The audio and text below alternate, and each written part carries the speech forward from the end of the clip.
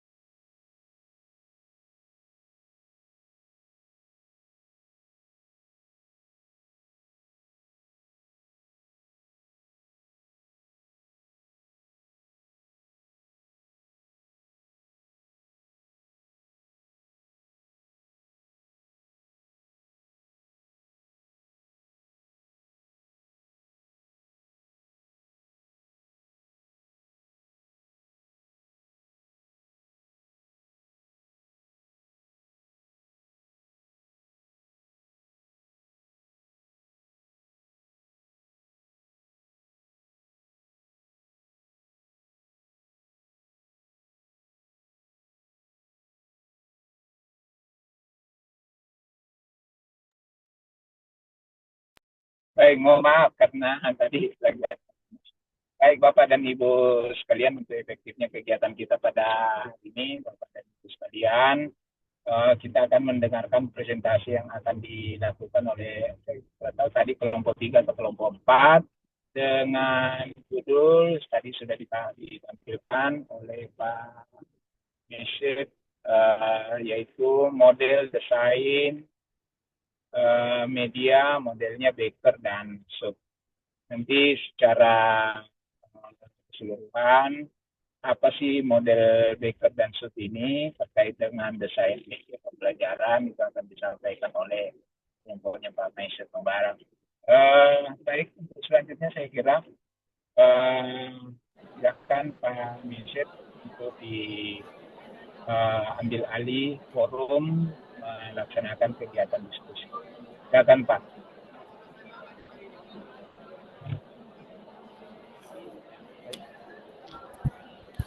Bismillahirrahmanirrahim. Assalamualaikum warahmatullahi wabarakatuh. Waalaikumsalam warahmatullahi wabarakatuh. Alhamdulillahirabbil alamin. Wassalatu wassalamu ala asrofil anbiya'i wal mursalin. Sayyidina Maulana Muhammadin wa ala alihi wa ashabihi ajma'in, amma ba'd. Pertama-tama puji syukur kita panjatkan kepada Allah Subhanahu wa taala karena atas berkat rahmatnya lah sehingga kita semua bisa kemudian mengikuti kembali perkuliahan ini, dan tak lupa pula kita kirimkan salawat beserta salam kepada junjungan kita baginda Rasulullah Sallallahu Alaihi Wasallam. Pertama-tama yang kami hormati dan muliakan dan kita doakan bersama-sama Bapak Dr. Usman Nur selaku dosen pengampu mata kuliah ini, serta yang kami hormati dan muliakan pula para teman-teman sarjana dalam kelas PAI ini. Alhamdulillah, insya Allah kami dari kelompok 3 pada hari ini akan mempresentasikan skala kami, yaitu model desain media, model Baker dan School ini.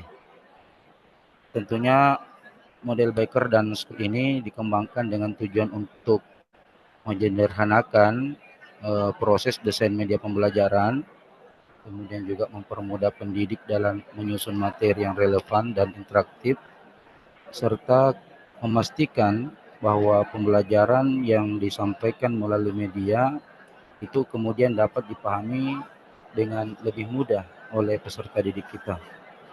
Tentunya dalam model ini, pendekatan ini menekankan pada analisis kebutuhan peserta didik, kemudian pemilihan media yang sesuai dan penyusunan materi yang secara sistematis sehingga mendukung proses belajar aktif dan efektif. Tentunya Bapak Ibu sekalian, dalam pembahasan model Baker dan School ini ada beberapa kemudian pembahasan yang akan kita jadikan topik. Yang pertama, kita akan mengetahui apa sebenarnya pengertian dan karakteristik model desain media Baker dan School ini. Kemudian bagaimana kemudian kita mengetahui efektivitas daripada model desain ini, dan apa sih kemudian kelebihan dan kelemahan daripada model desain media Baker dan School ini. Oke, tentunya itu kita akan bahas pada sore hari ini. Olehnya itu saya persilahkan kepada rekan saya Pak Junaidi untuk kemudian membahas topik pertama kita, yaitu tentang pengertian dan karakteristik model desain media Baker dan School. Kepada Pak Junaidi kami persilakan dengan hormat. Baik, Assalamualaikum warahmatullahi wabarakatuh. Waalaikumsalam warahmatullahi wabarakatuh. Yang terhormat Bapak Dr. Usman Nur yang telah menjadi dosen pengampu kita pada mata kuliah sore hari ini, dan sampaikan juga terima kasih kepada Bapak Mazid Mubarak sebagai moderator kelompok 3 yang mempresentasikan tentang model desain media, model Baker dan School, dan rekan-rekan Bapak Ibu Pasca Sarjana Pendidikan Agama Islam IAIN Parepare. Yang pertama, kami akan menjelaskan mengenai model desain media, model Baker dan School. Tapi slide-nya bisa di...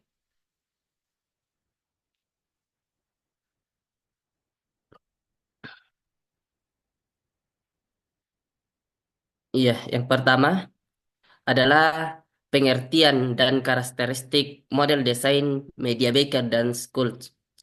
Model ini merupakan pendekatan untuk merancang media pembelajaran yang berfokus pada peningkatan efektivitas penyampaian informasi dari pemahaman materi oleh peserta didik. Jadi model ini diciptakan oleh Robert Baker dan York School yang menekankan pentingnya merancang media pembelajaran dengan mempertimbangkan bagaimana konten dapat disampaikan secara efektif. Jadi salah satu tujuannya ini adalah bagaimana seorang pendidik itu agar eh, ketika menyampaikan materi kepada peserta didik dapat berjalan secara efektif agar peserta didik dapat menerima materi yang disampaikan oleh pendidik dan dapat merasa puas. Selanjutnya, adapun karakteristik, tapi bisa dilanjut slide-nya.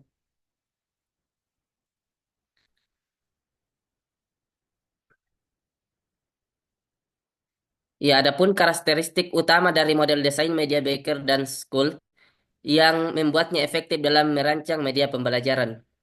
Jadi yang pertama di sini ada 4, berfokus pada analisis kebutuhan pembelajaran, yaitu bagaimana model ini menganalisis kebutuhan pembelajaran, seperti bagaimana mencakup pemahaman peserta didik, atau apakah memang mereka sudah mengetahui apa yang disampaikan oleh pendidik atau belum. Makanya di sini dibutuhkan bagaimana menganalisis kebutuhan pembelajaran, apa-apa saja yang dibutuhkan oleh peserta didik. Yang kedua, menekankan pada tujuan pembelajaran yang spesifik.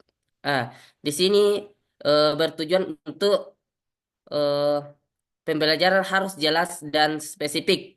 Tujuan yang jelas akan membantu desainer dalam menentukan jenis media apa yang sesuai untuk disampaikan atau bagaimana menyampaikan konten sesuai dengan kebutuhan peserta didik. Yang ketiga, mengintegrasikan media yang tepat dengan konten. Model ini sangat menekankan pada pemilihan media yang sesuai dengan konten yang disampaikan. Becker dan School percaya bahwa media yang dipilih harus membantu memperjelas dan mempermudah peserta didik dalam memahami materi, bukan malah menjadi penghalang atau memperrumit proses pembelajaran. Dalam hal ini, desain model pembelajaran ini kita usahakan bagaimana supaya peserta didik merasa puas dan dapat menerima pembelajaran dengan baik. Dan yang terakhir adalah pengorganisasian materi yang sistematis. Desain media dalam model ini mengikuti struktur yang terorganisir dan sistematis. Konten dipecah menjadi unit-unit kecil yang mudah dipahami dan diikuti sehingga peserta didik dapat belajar secara bertahap dan lebih fokus. Maksudnya di sini adalah kita membagi-bagi poin atau membagi-bagi materi eh, atau dijabarkan secara terperinci dari misalnya berapa poin materi, kita harus menjelaskan per poin supaya peserta didik dapat memahami per poinnya. Mungkin itu saja dari saya. Saya kembalikan kepada Pak Moderator atau Bapak Mazid Mubarak. Terima kasih.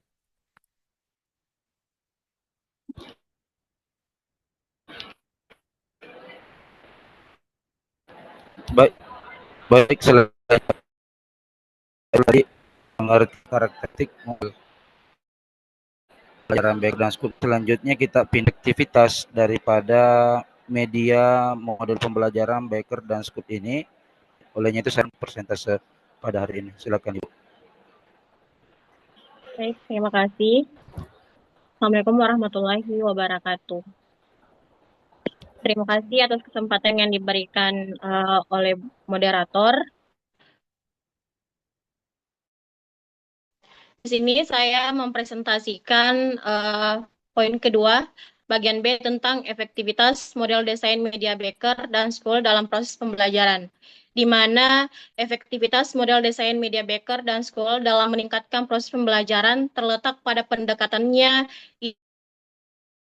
dan sistematis dalam merancang media yang sesuai dengan tujuan, karakteristik, dan kebutuhan peserta didik. Di mana efektivitas model desain media Baker dan School dan dalam proses pembelajaran ini terbagi menjadi 7. Yang pertama itu adalah analisis kebutuhan pembelajaran yang mendalam. Yang dimaksud di sini efektivitas model desain media Baker dan School dimulai dari analisis kebutuhan pembelajaran yang mendalam. Dalam tahap ini, desain mengidentifikasikan tentang profil peserta didik untuk memahami materi yang disampaikan. Terus yang kedua, ada tujuan pembelajaran yang jelas dan terarah, di mana tujuan ini berfungsi sebagai panduan dalam pembuatan media dan memastikan bahwa semua elemen media yang dirancang memiliki fungsi yang mendukung pencapaian tujuan. Terus yang ketiga, penggunaan media yang tepat untuk mendukung konten pembelajaran, di mana model ini mendorong desain untuk memilih media yang relevan dan tepat untuk menyampaikan konten tertentu. Terus yang keempat, ada organisasi materi yang sistematis dan terstruktur. Salah satu keunggulan model ini, model media desain Baker dan School adalah pengorganisasian materi yang sistematis. Materi pembelajaran dipecah menjadi unit-unit yang lebih kecil dan terstruktur, sehingga peserta didik dapat belajar secara bertahap dan mendalam. Terus yang kelima ada mengurangi beban kognitif peserta didik, di mana desain media yang sesuai dengan model ini menghindari penyampaian informasi yang terlalu rumit atau membingungkan. Terus yang keenam ada evaluasi dan umpan balik yang berkelanjutan, di mana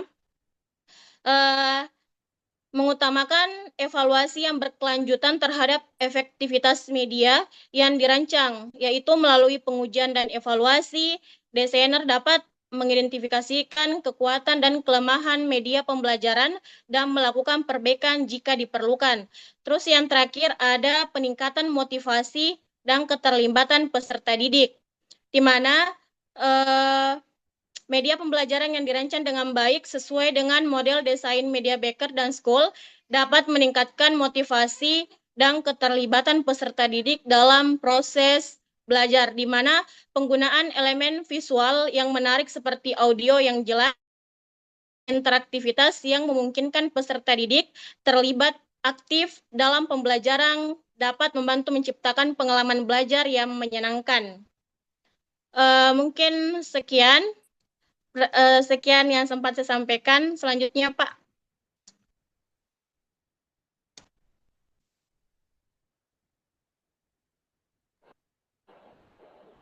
Ya, baik.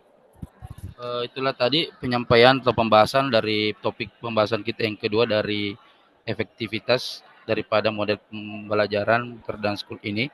Selanjutnya mungkin yang terakhir topik kita yang ketiga adalah terkait dengan kelebihan dan kekurangan dari model pembelajaran ini yang mungkin langsung dibawakan oleh Ibu Indah Rizky. Silakan, Bu. Baik, Assalamualaikum warahmatullahi wabarakatuh. Waalaikumsalam. Terima kasih kepada moderator untuk kesempatannya. Jadi kali ini saya akan menjelaskan poin ketiga dalam presentasi kelompok kami itu mengenai kelebihan dan jadi saya akan memaparkan poin-poinnya di sini. Yang pertama itu kelebihan model desain media Becker dan School itu pertama berorientasi pada peserta didik, adalah fokusnya pada kebutuhan peserta didik. Dalam model ini proses perancangan media dimulai dengan analisis kebutuhan peserta didik seperti latar belakang, preferensi belajar, serta tingkat pemahaman mereka. Kemudian ada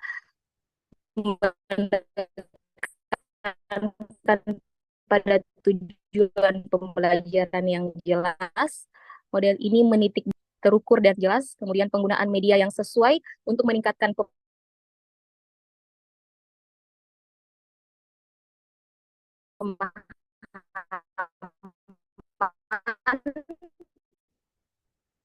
pemilihan media disesuaikan dengan jenis materi yang akan disampaikan. Model ini mendorong desainer untuk memilih pelajaran dipecah menjadi unit-unit yang mudah dipahami dan dipelajari secara bertahap. Kemudian ada evaluasi dan umpan balik yang berkelanjutan, yaitu model desain media Becker dan School mengedepankan evaluasi berkelanjutan untuk memastikan efektivitas media, kemudian meningkatkan motivasi dan keterlibatan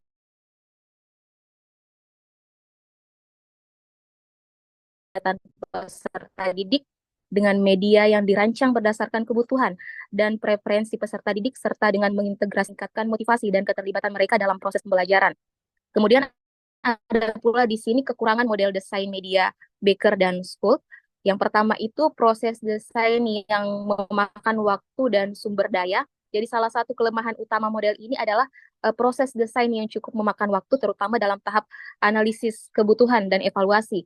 Kemudian ada juga ketergantungan pada keterampilan desainer keberhasilan.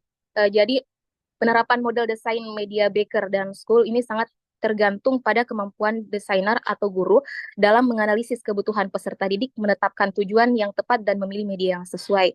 Kemudian ketergantungan pada keterampilan desainer dan keberhasilan jika tidak didesain dengan baik, karena model ini berfokus pada tujuan pembelajaran dan pengorganisasian materi yang sistematis.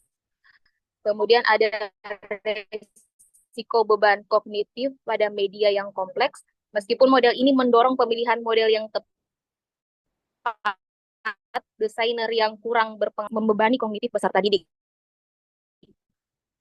Kemudian ada juga tidak cocok untuk sebagai jenis materi pembelajaran. Jadi kesimpulan dari pembahasan mengenai model desain media Becker dan School adalah bahwa model ini menyediakan kerangka kerja yang efektif untuk merancang media pembelajaran yang relevan dan terstruktur dengan pendekatan yang berfokus pada kebutuhan peserta didik, penetapan tujuan pembelajaran yang jelas, pemilihan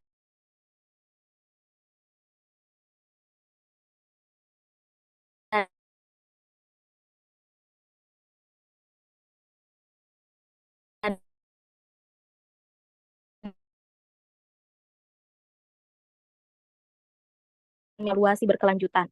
Model ini dari penerapan model ini dalam pembelajaran maksimalilitas media pembelajaran, pengurangan beban kognitif peserta didik dan terstruktur. Jadi itu tadi pemaparan dari kelompok kami. Saya kembalikan kepada moderator. Terima kasih.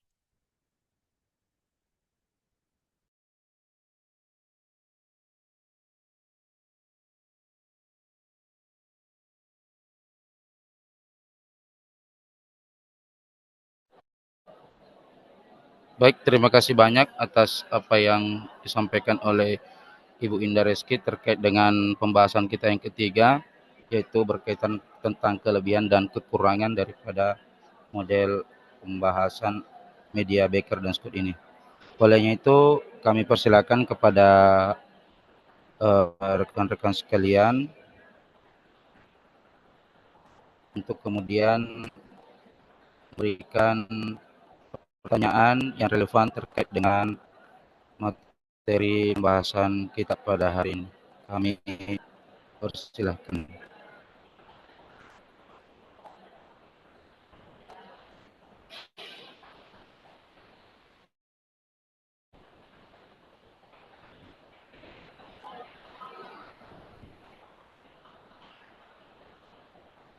Bagaimana Bapak Ibu, apakah ada ingin yang dipertanyakan terkait dengan materi kita pada sore hari ini? Kami persilahkan.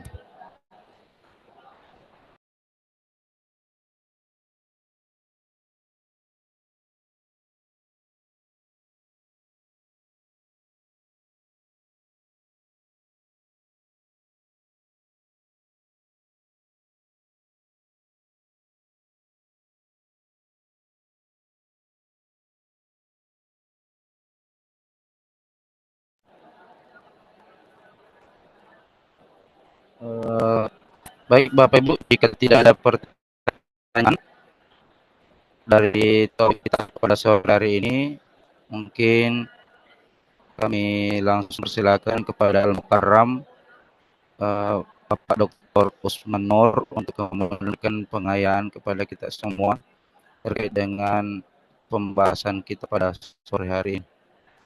Demikian dari kelompok kami, kelompok 3. Lebih dan kurangnya mohon dimaafkan. Kami akhiri dengan ucapan Assalamualaikum warahmatullahi wabarakatuh, dan kita persilakan kepada Pak Dokter untuk mengambil alih forum pada hari ini.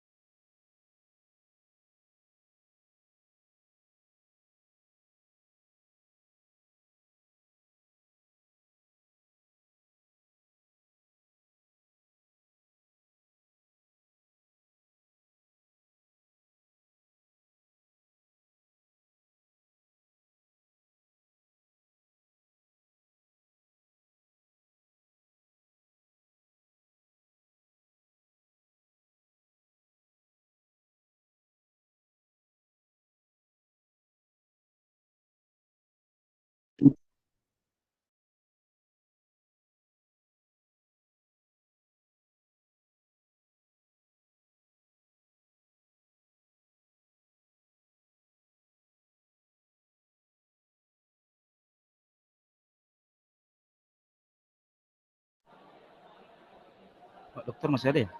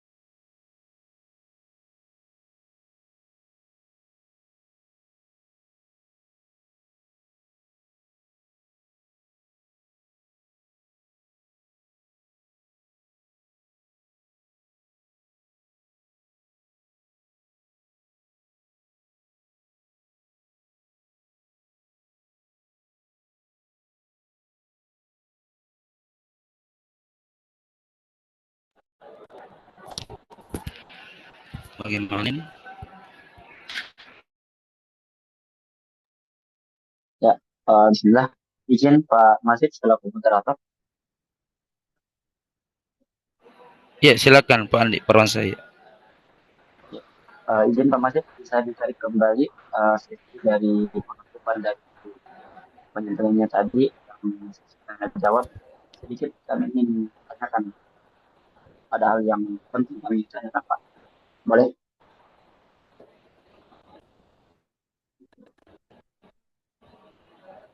Ya, silakan. Ya, baik. Ya, Bismillah. Assalamualaikum warahmatullahi wabarakatuh. Waalaikumsalam warahmatullahi wabarakatuh. Ya, sebelumnya, kan wajib kalau khair kepada Bapak Dr. Nur selaku dosen pengampu pada mata kuliah sore hari ini, dan kepada seluruh narasumber selaku pemakalah pada sore hari ini tentunya, dan juga kepada seluruh rekan Bapak Ibu yang telah menyimak secara seksama apa yang telah dijelaskan oleh Pak Majid. Izin Pak, jujur kami di sini kurang stabil ya jaringannya, ya ada beberapa uh, suara yang kurang terdengar, namun kami melihat dari uh, PowerPoint yang kemudian yang ditampilkan jelas ya. Uh, jadi yang ingin saya tanyakan mungkin Pak Masih sebagai dasar dari apa yang telah disampaikan oleh Pak Sumber, boleh tidak ditampilkan atau disampaikan dari model uh, apa ini model Becker and Scott itu sendiri. Itu dulu Pak Mazid. Karena kami tadi tidak sempat melihat dari tampilan PowerPoint-nya dari tahapan-tahapan dari model tersebut untuk mendaftar dari model tersebut. Terima kasih.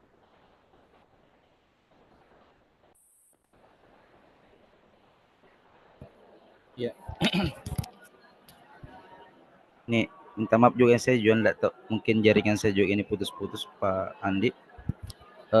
Saya mau perjelas tadi pertanyaan Pak Andi Parwansa ini terkait dengan apa ini pengertian ya topik pertama. Bukan Pak Mazid. Tahapannya dalam penerapan model Becker dan Scott, karena kami melihat tadi dari PowerPoint-nya tidak terlihat.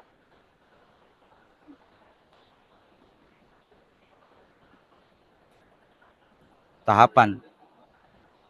Ya.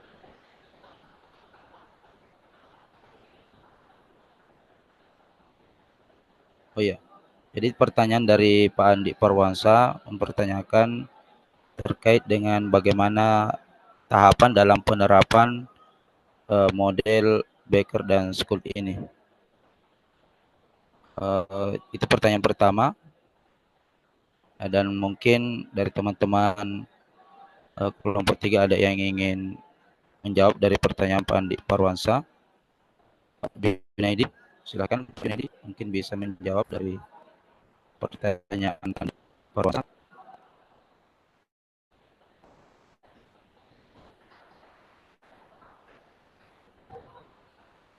Baik, terima kasih Pak Moderator.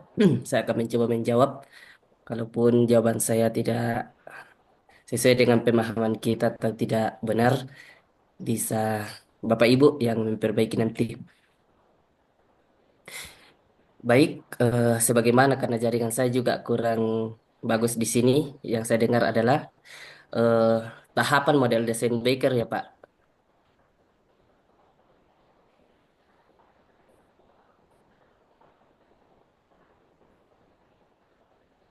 Yang pertama adalah tahapan Ya, yang pertama adalah tahapan.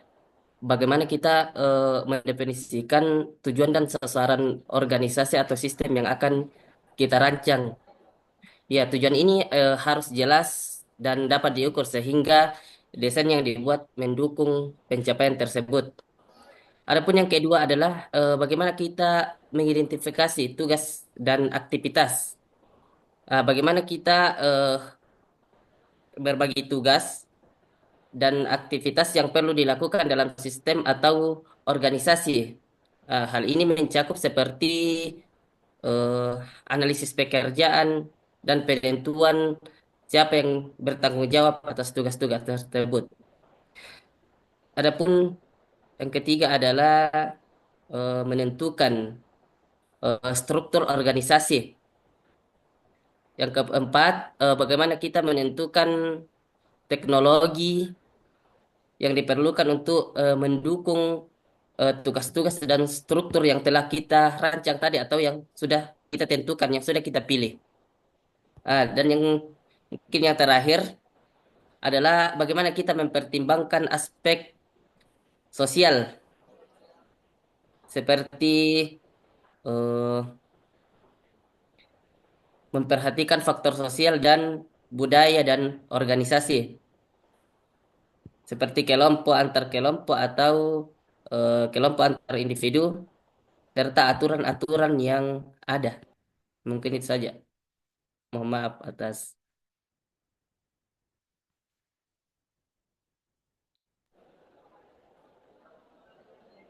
Ya, itulah tadi jawaban dari Bapak Junaidi. Saya kembalikan kepada yang bertanya, Bapak Andi Parwansa, bagaimana? Ya, terima kasih atas jawaban. Jadi artinya eh, model dari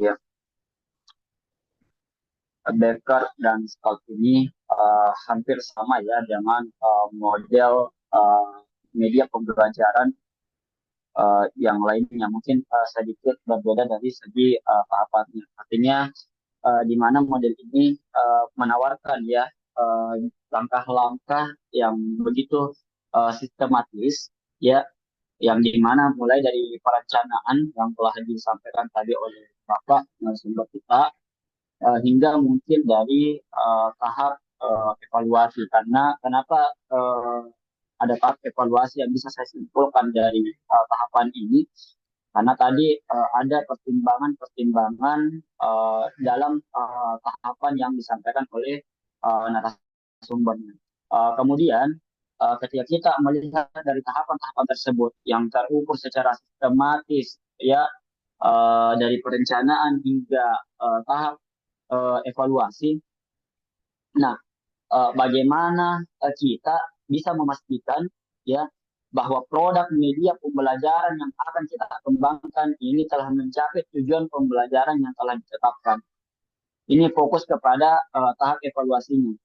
Ya, saya ulangi bahwasanya bagaimana kita ya sebagai guru ini memastikan bahwa produk media pembelajaran yang kita kembangkan telah mencapai tujuan pembelajaran yang telah ditetapkan.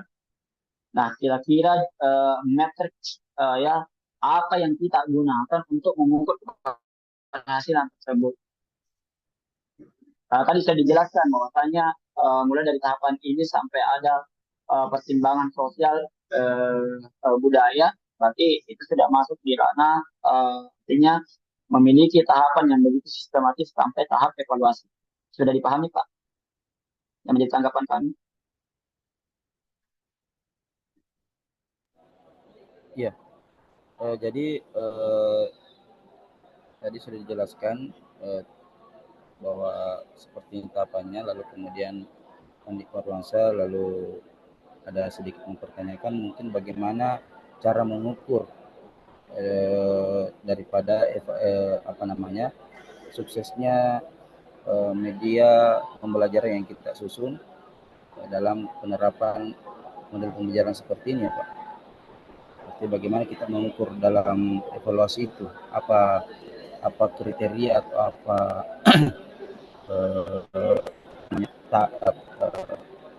penilaian yang bisa kita ambil bahwa model pembelajaran yang kita susun, yang kita rancang itu sudah terukur atau berhasil. Mungkin seperti itu Pak Andi Perwansa, utamanya dalam model pembelajaran media record dan Scoot ini. Ya, jadi beliau pertanyakan terkait bagaimana cara kita sebagai pendidik mengukur bahwa dalam evaluasi itu bahwa model pembelajaran yang kita bawakan kepada peserta didik itu sudah berhasil atau belum. Ya, singkatnya seperti itu mungkin. Baik, mungkin ada teman-teman dari kelompok lain seperti Ibu Melati atau Indah Rizky mau menjawab pertanyaan dari Pak Andi Perwansa terkait masalah itu. Kami persilakan Bu Indah atau Bu Melawati.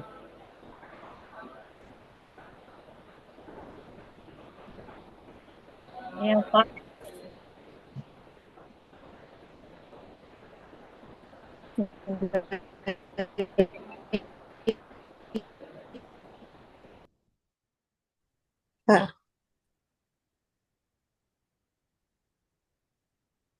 Bu Indah Rizky silakan. Baik, saya akan mencoba menjawab tanggapan dari Pak Andi Parwansa yang sempat saya tangkap tadi. Yang dipertanyakan itu bagaimana cara mengukur suksesnya media pembelajaran yang kita susun dan rancang itu sudah berhasil atau tidak. Seperti itu Pak ya. Kan Ya, yang betul. telah disusun dan dirancang dapat dilakukan beberapa metode dan indikator. Yang pertama, yang pernah saya jelaskan juga sebelumnya, yaitu umpan balik peserta didik, yaitu pengumpulan umpan balik dari peserta didik melalui kuesioner atau wawancara, tanyakan tentang pengalaman mereka dalam menggunakan media pembelajaran, kesulitan merasap media tersebut dalam membaca. Setelah itu kita melakukan penilaian hasil belajar, melakukan evaluasi terhadap hasil belajar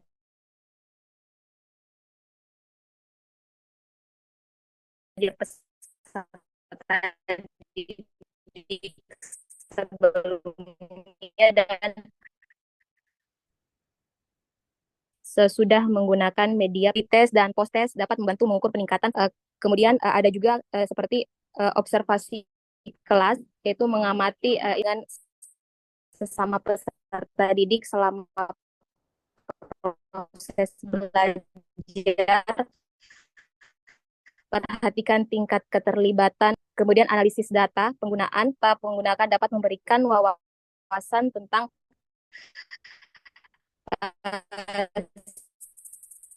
seberapa sering dan lama yang paling banyak mereka bisa pahami dan gunakan.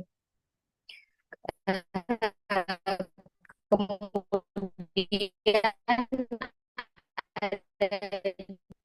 juga kayak seperti diskusi sama peserta didik untuk membahas pengalaman mereka dan yang lebih dalam tentang efektivitas media. Kemudian ada indikator pencapaian media pembelajaran yang dirancang sesuai dengan tujuan pembelajaran yang telah ditetapkan. Jika tujuan tercapai, ini menunjukkan keberhasilan media tersebut. Kemudian pengukuran keterlibatan dan motivasi menggunakan alat ukur untuk menilai keterlibatan dan motivasi peserta didik. Tingkat motivasi yang tinggi dapat menjadi indikator keberhasilan media pembelajaran. Dengan menggunakan kombinasi dari beberapa metode yang sempat saya paparkan tadi, kita dapat memperoleh gambaran yang lebih komprehensif tentang keberhasilan media pembelajaran yang telah kita rancang. Seperti itu. Terima kasih. Ya, baik. Ya, bagaimana Pak Andi Perwansa terkait jawaban yang diberikan oleh Ibu Indah Rizky? Ya, terima kasih Ibu Indah.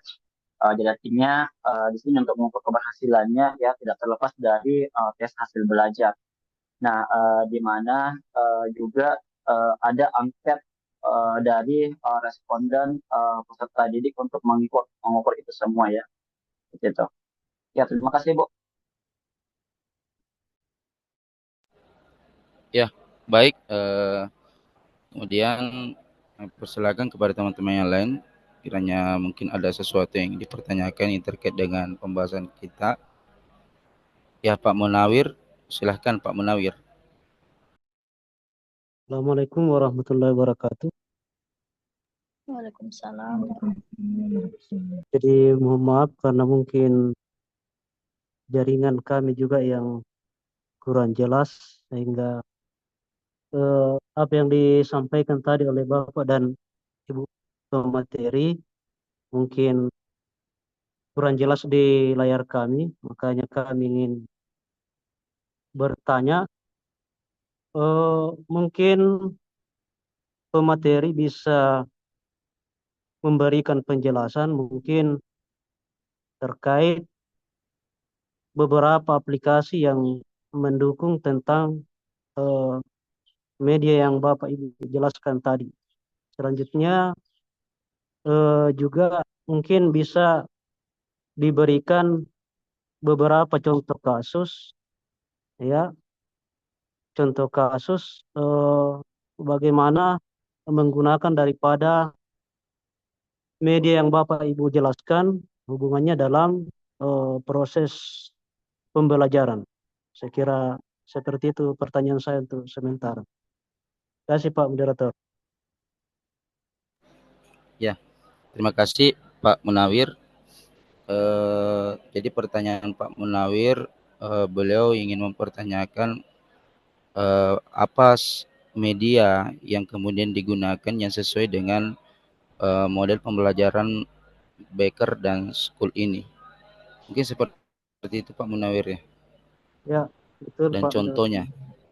Contoh aplikasi yang mendukung tentang media yang dijelaskan tadi. Oh iya, baik. Untuk menjawab pertanyaan ini kami mungkin persilakan pada Ibu Ya, Pak. Melawati. Ya, silahkan. Baik, terima kasih atas kesempatan yang diberikan oleh moderator. Saya ulangi pertanyaan dari Bapak Munawir. Pertanyaannya itu tentang aplikasi apa yang baik digunakan dalam model pembelajaran Baker dan School dan cara penggunaannya. Sesuai dengan pencarian saya sendiri, yaitu ada Google Classroom, di mana cara penggunaannya itu pengajar membuat kelas atau memberikan materi pembelajaran dan memberikan tugas siswa mengumpulkan tugas dan pengajar memberikan umpan balik untuk evaluasi. Terus ada model atau kanvas, di mana fitur serupa di model ini dapat memungkinkan pembelajaran berbasis modul atau pengujian otomatis dan pelacak kemajuan siswa. Ada juga Zoom yang dipakai sekarang untuk mata kuliah ini, di mana di sini cara penggunaannya itu tentang sistem tatap muka, tapi secara online. Dan ada Microsoft Teams, yaitu di mana pengajar dapat mengadakan sesi kelas virtual, seperti juga dengan Zoom, dengan presentasi, diskusi langsung, dan kuis online. Mungkin demikian Pak. Saya kembalikan kepada moderator.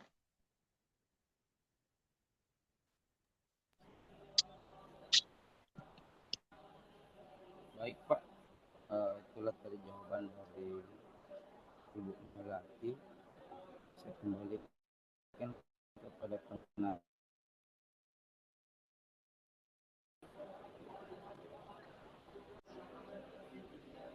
Ya, terima kasih Pak. Bagaimana Pak Munawir atas jawaban dari Ibu? Terima kasih atas jawabannya. Saya kira bisa dipahami. Jadi mungkin ini masih seperti dengan model-model yang lain, begitupun juga dengan beberapa aplikasi tadi yang digunakan yang mungkin sebagian sudah biasa kita gunakan, terutama dalam perkuliahan. Terima kasih Pak atas jawabannya.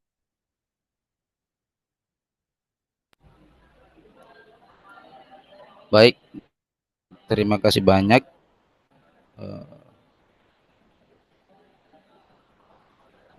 Bagaimana yang lain teman-teman sekalian?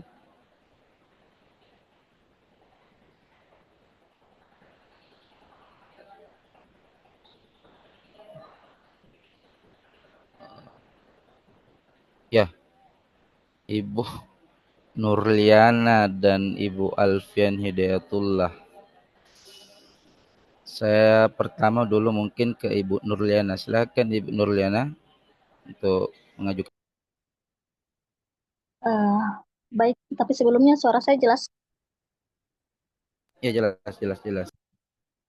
Baik, yang kami hormati Bapak Dr. Rusman Nur, MPDI selaku dosen pengampu mata kuliah pada sore hari ini serta teman-teman semua.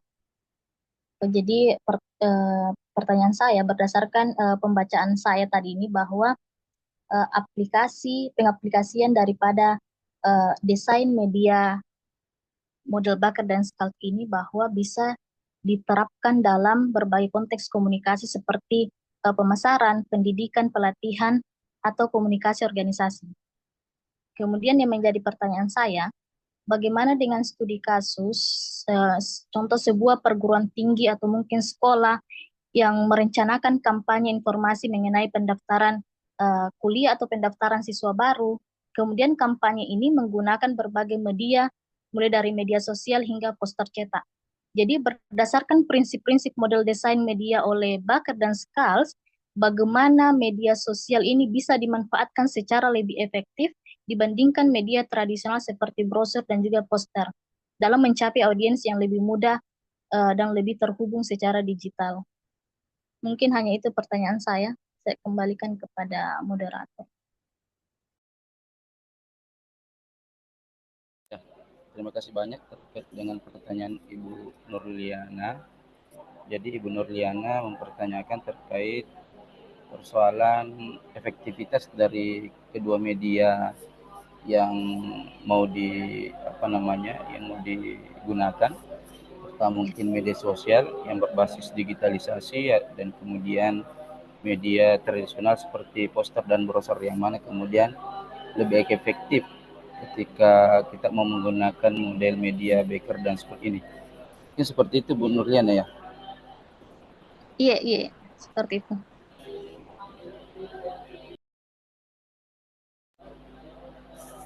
Bagaimana teman-teman, Pak Junedi, Bu Indah Rizky, mau menjawab atau Bu Melati?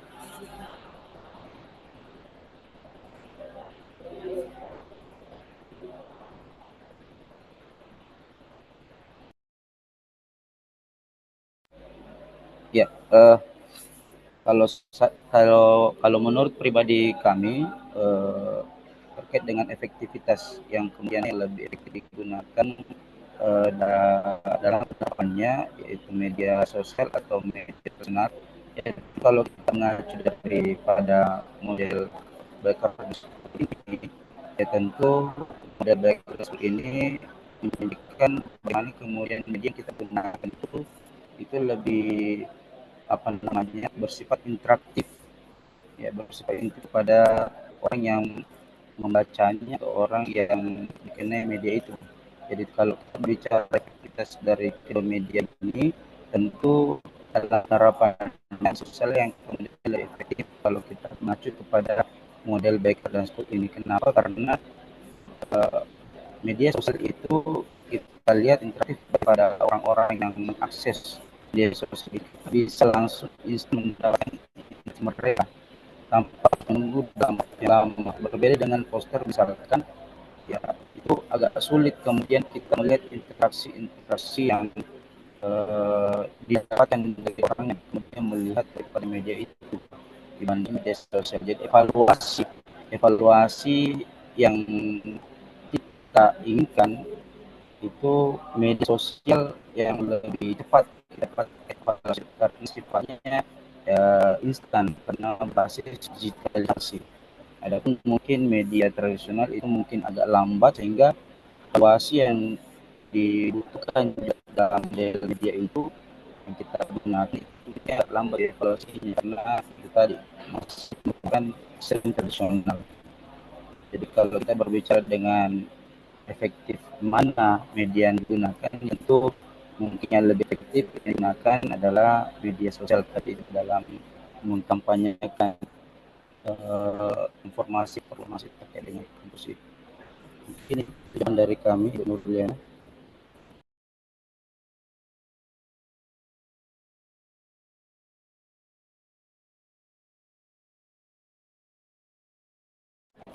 Gimana Bu Nurliana jaringan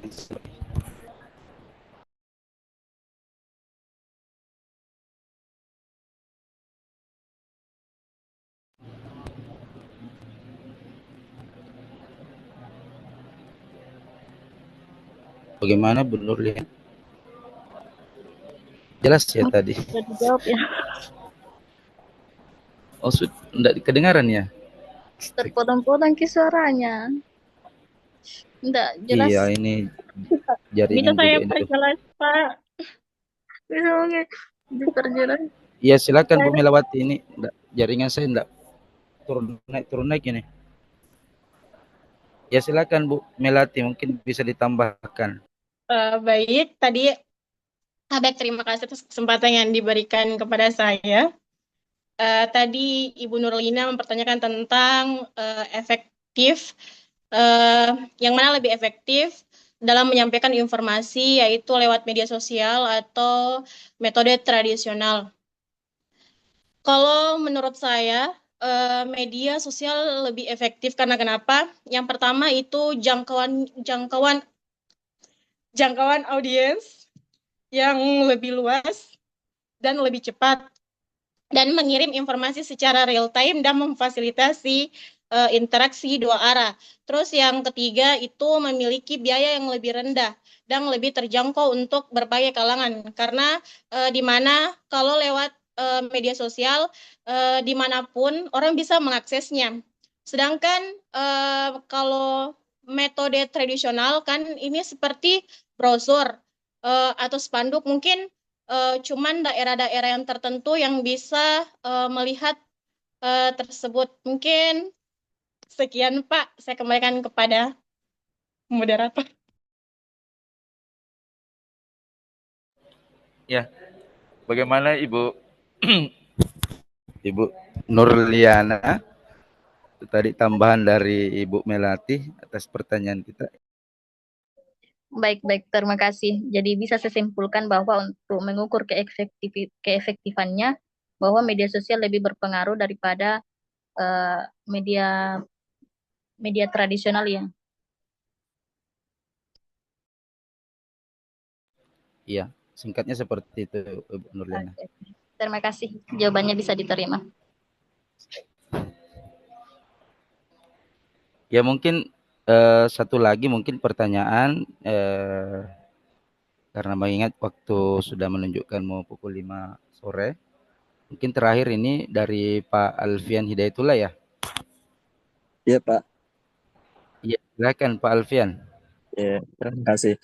Bismillahirrahmanirrahim. Assalamualaikum warahmatullahi wabarakatuh. Yang saya hormati Bapak Dr. Usman selaku dosen pengampu mata kuliah hari ini dan teman-teman rekan-rekan pasca sarjana yang Parepare. Singkat saja Pak, pertanyaan saya, apa keunggulan utama dari model ini dibandingkan dengan model desain media lainnya? Terima kasih. Ya, jadi pertanyaan dari Bapak Alfian Hidayatullah, apa keunggulan dari media pembelajaran Baker dan School ini dengan kalau dibandingkan dengan model pembelajaran lainnya? Ya mungkin Betul Pak. Ibu Indah Reski ya, bisa menjawab pertanyaan Bapak Alfian karena topik pembahasan dari Pak Alfian tadi masalah kelebihan dan kekurangan.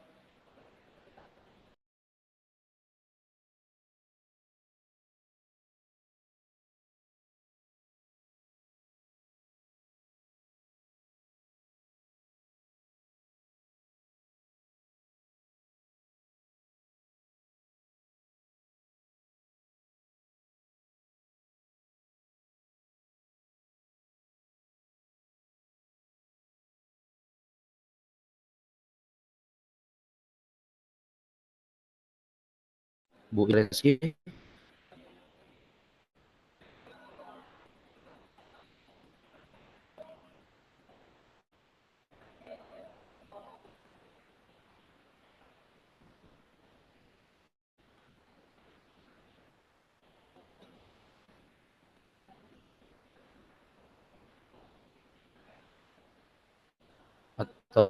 Bila bisa berikan jawaban dari pertanyaan Bapak yaitu terkait apa kelebihan dari model pembelajaran Becker dan School ini dibandingkan dengan model belajar lainnya.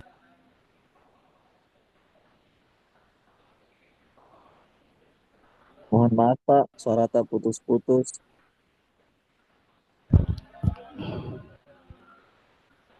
Cek cek. Halo, Iya Pak, iya. halo. Iya.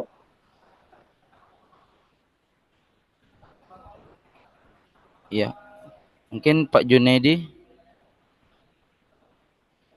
bisa memberikan jawaban. Baik, mungkin secara keseluruhan tadi mungkin sudah dijelaskan oleh pemateri terakhir tentang kelebihan model Baker dan Sul. Di sini saya akan menjelaskan mengenai keunggulan secara keseluruhan saja atau kesimpulannya bahwa eh, model Baker dan School itu terletak pada pendekatan interaktif, keterlibatan audiens yang lebih besar, serta relevansi audiens serta relevansi dengan perkembangan teknologi dan konteks sosial saat ini. Seperti tadi yang dijelaskan oleh Ibu Melati, bahwa salah satu keunggulannya di situ adalah ketika kita menggunakan model ini seperti eh, mengirim informasi jangkauannya cepat eh, sampai kepada eh, audiens atau eh, apa yang kita kirimkan bisa langsung dibuka oleh audiens ketika dikirim lewat media sosial. Nah, itu salah satu kelebihannya. Dengan model ini memberikan kerangka yang lebih luas dan dinamis untuk memahami hubungan antara media dan audiens dibandingkan dengan model komunikasi tradisional. Iya, mungkin itu dan bisa kembali dibaca pada eh, makalah tentang kelebihan dari model Baker dan School ini. Dari pemateri kalau bisa ada yang tambahkan.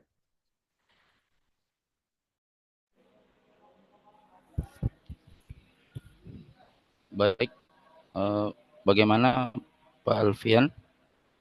Ya Pak, jelas jawabannya Pak. Terima kasih Ya, banyak Pak.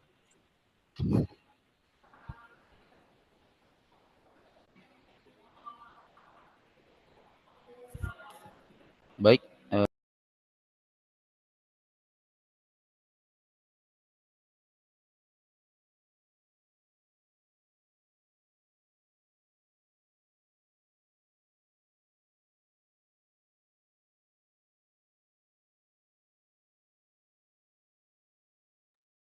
Pak, tabe mikrofon tak. Oh, sorry.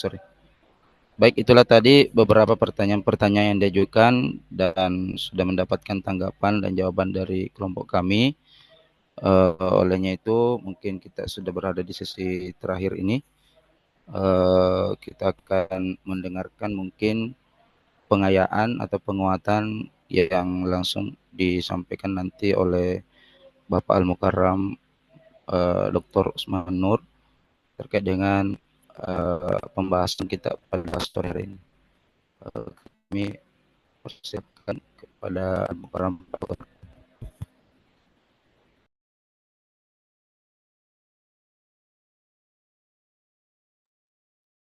Baik, terima kasih pada kelompok 3 yang sudah mempresentasikan satu model pembelajaran yang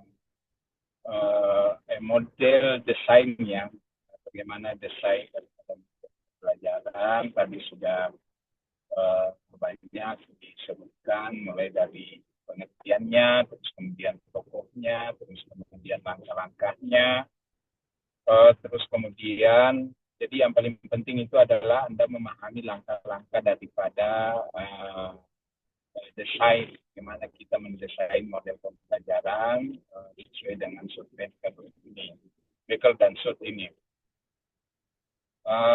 Karena dengan memahami langkah-langkahnya kita bisa memahami juga bagaimana mengimplementasikannya di dalam satu kegiatan, apakah itu kegiatan pembelajaran maupun dalam kaitannya dengan aktivitas sebagai seorang peneliti nantinya. Ketika kita menerapkan desain model ini dengan katakanlah misalnya menggunakan salah satu aplikasi yang tren dipergunakan di dunia pembelajaran. Jadi katakanlah tadi misalnya ada yang menyebutnya bisa juga di Google Classroom ya. Implementasinya tentu Google Classroom itu harus terintegrasi dengan katakanlah misalnya dengan aplikasi yang eksternal daripada Google, yaitu Google Meet. Itu bisa kita mengintegrasikan model studi itu di dalamnya. Karena inti daripada model studi ini adalah pada pendekatan pembelajaran berbasis pada pengalaman dan pemecahan masalah. Memang dipahami bahwa dalam konteks aplikasi pembelajaran model ini dapat diimplementasikan dengan memanfaatkan teknologi yang tentunya dirancang untuk mendukung strategi pembelajaran aktif dan interaktif. Yang aktif dan interaktif itu contohnya adalah Zoom aktif di misalnya kita menerapkan model pembelajaran ini di Zoom, itu bisa kita manfaatkan di bagian Zoom itu ada satu bagian di Zoom itu ketika kita mengklik titik 3 yang ada di samping kanan itu ada yang tertulis papan tulis. Jadi misalnya contohnya seperti ini ya. Untuk papan tulis. Nah, mungkin ini sudah terbagi dan terbaca. Jadi misalnya di bagaimana ada aktif dan interaktifnya kegiatan kita di situ misalnya. Jadi misalnya ini Nurul Mutmainnah kan sudah mulai masuk kelihatan di situ. Terus kemudian misalnya kalau saya misalnya menulis materi ada tadi menulis dengan mencoret-coret, nah itu kan dia sudah interaktif itu. Di interaktif hanya saja masih dalam bentuk coretan. Itu bisa kita bersihkan begitu. Jadi misalnya materi apa yang kita tuliskan gitu. Yang lain jangan dulu coret-coret seperti ini. Jangan dulu mencoret-coret seperti itu. Jadi ini interaktif begitu. Jadi interaktif misalnya satu materi misalnya tentang sholat misalnya. Nah, materi tentang sholat itu kita sudah bisa menuliskan di papan tulis yang ada dan itu interaktif dan kita bisa memberikan misalnya bagaimana pengertiannya, bagaimana misalnya implementasinya, ya kan? Jadi dengan menggunakan teknologi yang seperti Zoom yang sudah canggih ini misalnya, itu bisa kita memberikan penjelasan-penjelasan melalui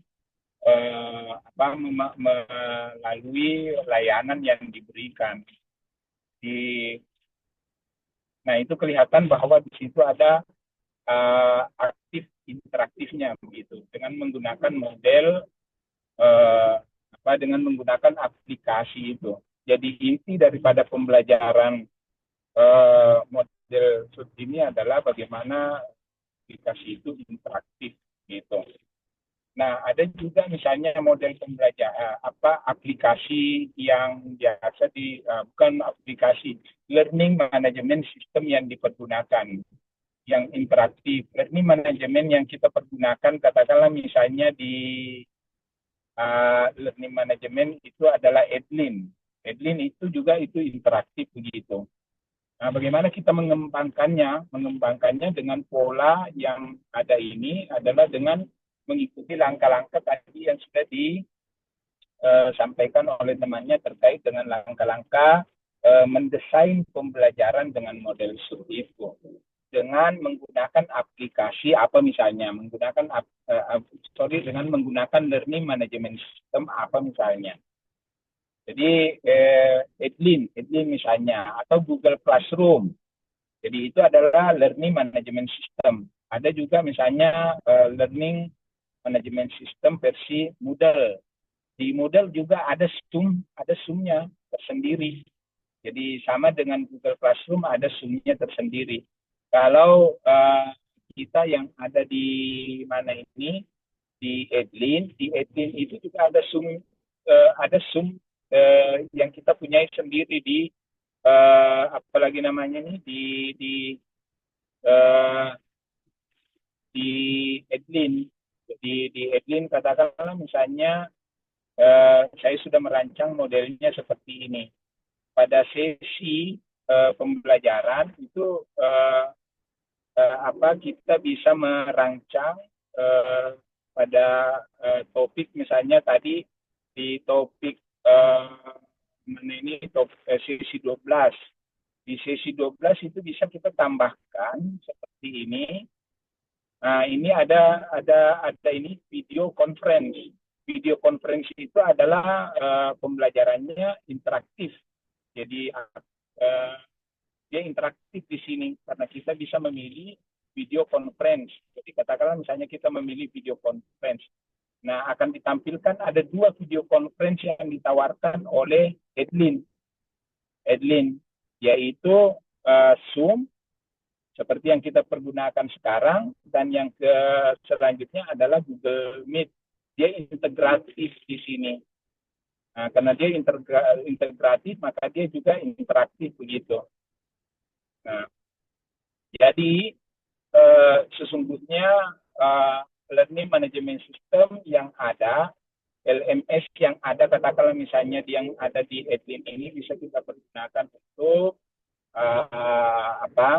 melakukan penelitian tentang ini.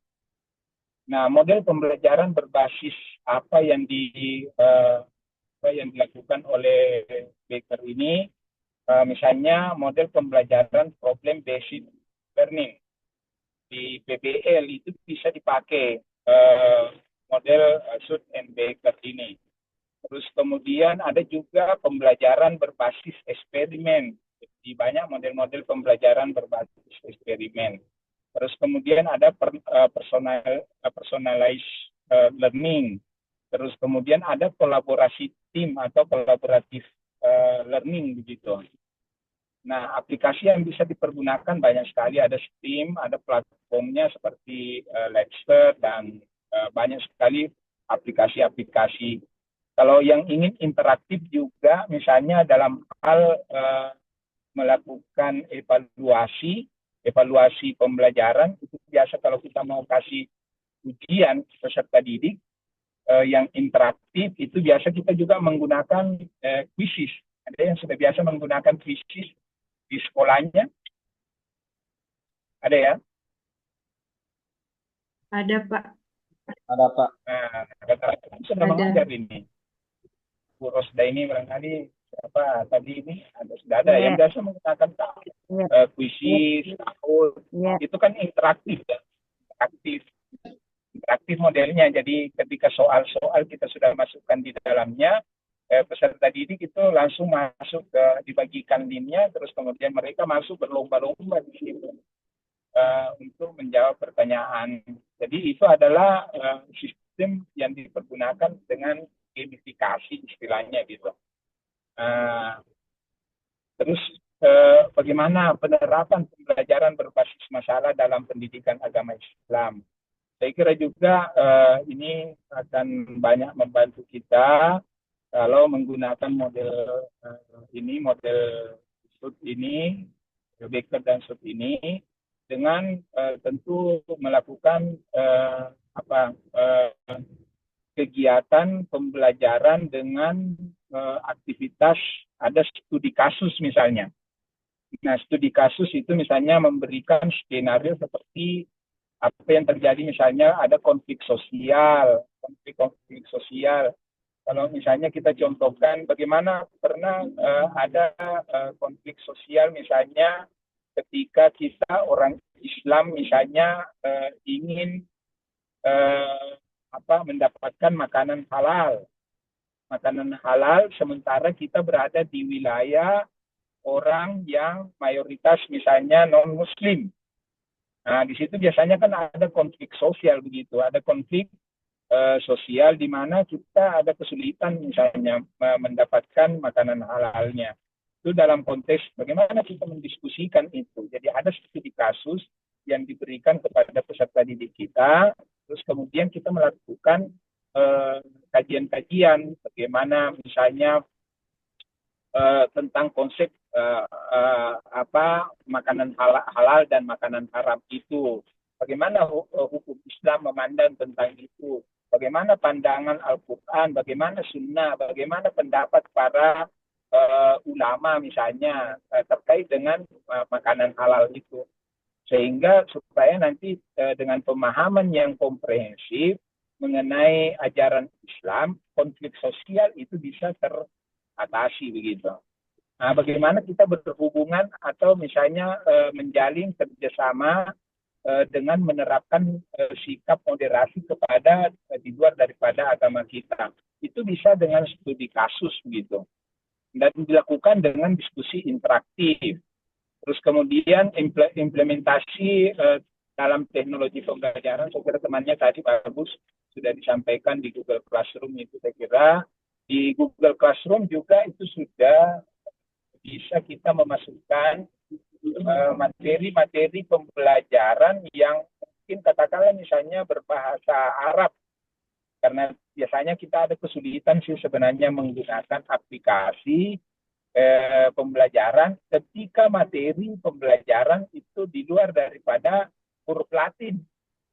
Jadi sepertinya aplikasi pembelajaran itu hanya diciptakan untuk huruf Latin. Bagaimana dengan huruf Arab misalnya? Nah, apakah di Google Classroom bisa kita masukkan materi dengan menuliskan huruf-huruf Arab itu? Di media sosial tadi itu sudah banyak kan? Misalnya di WA itu misalnya kita bisa memprogram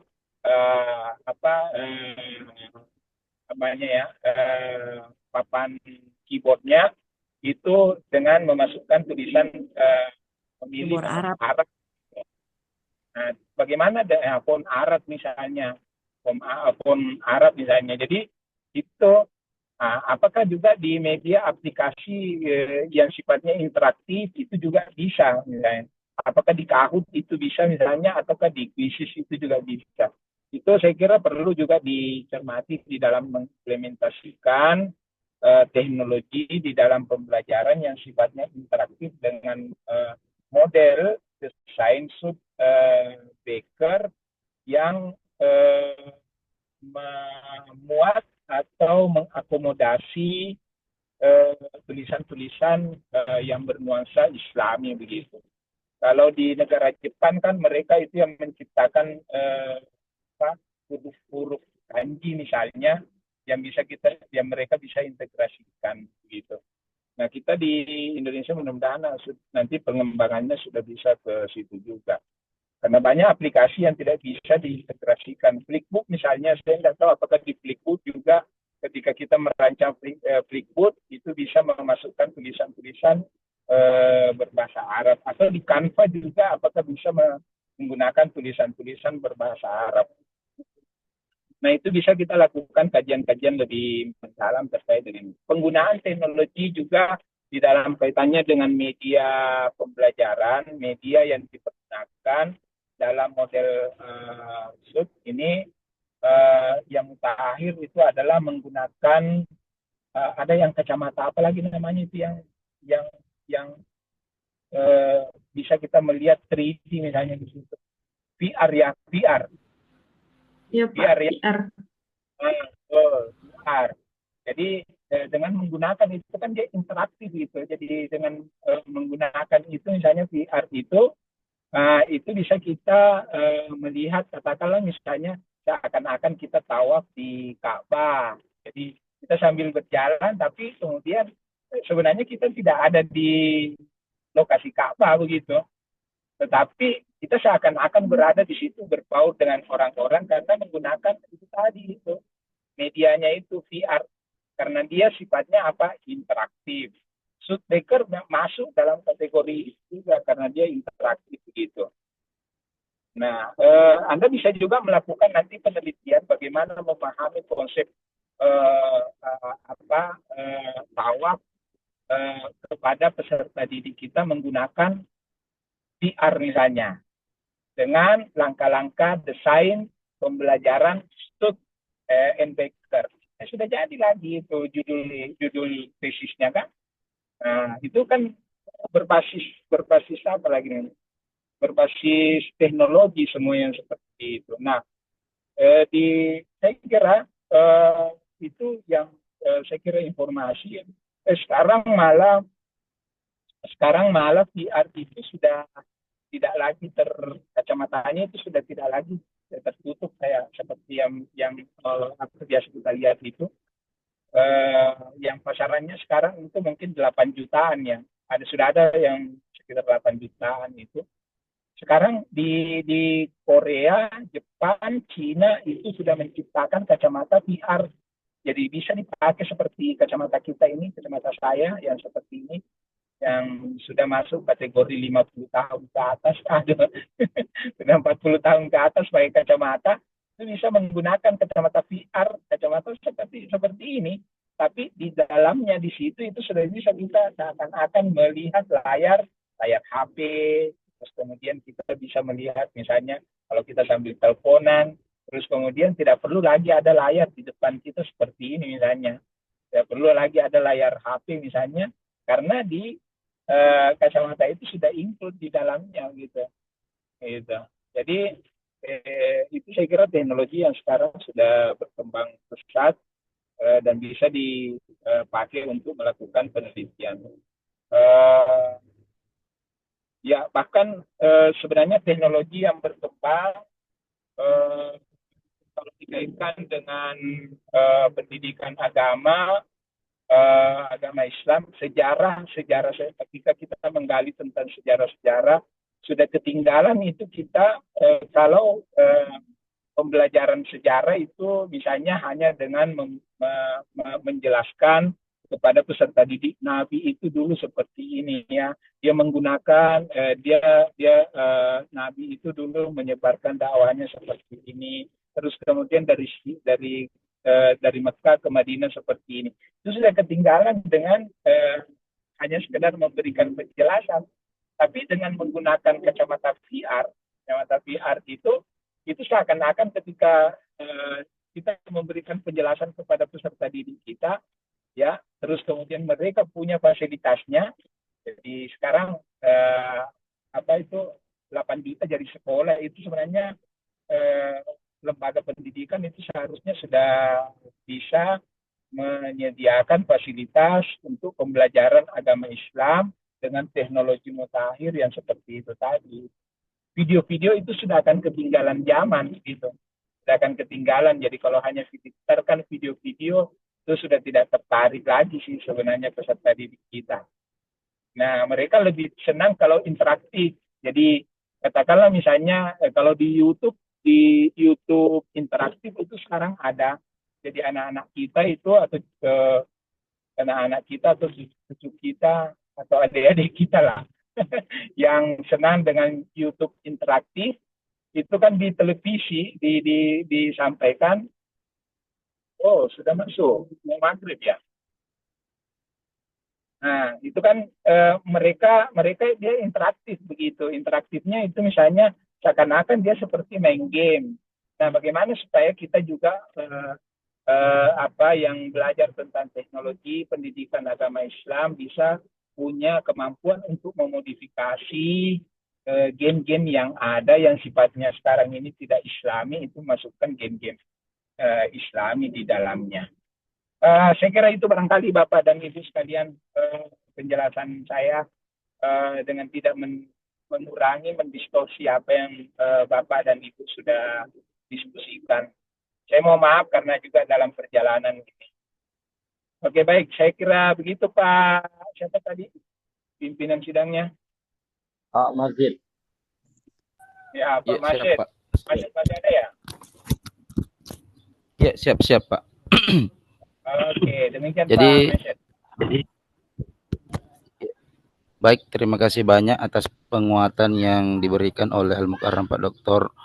Usman Nur, MPDI. Mudah-mudahan apa yang sampaikan beliau kepada kita semua di akhir sesi ini bisa kemudian memperjelas terkait dengan mana sebenarnya model Becker dan School ini. Baik Bapak Ibu sekalian, marilah kita bersama-sama mengakhiri pertemuan kita pada sore hari ini dengan mengajak kepada kita semua membaca hamdalah. Alhamdulillahirabbil alamin. Alhamdulillahirrahmanirrahim. Terima kasih banyak Pak Dokter ilmunya. Terima kasih banyak Pak. Ya baik. Terima kasih banyak Pak Mukarramah baru muncul. Mohon maaf. Kita pada sesi hari ini kita tutup. Tadi saya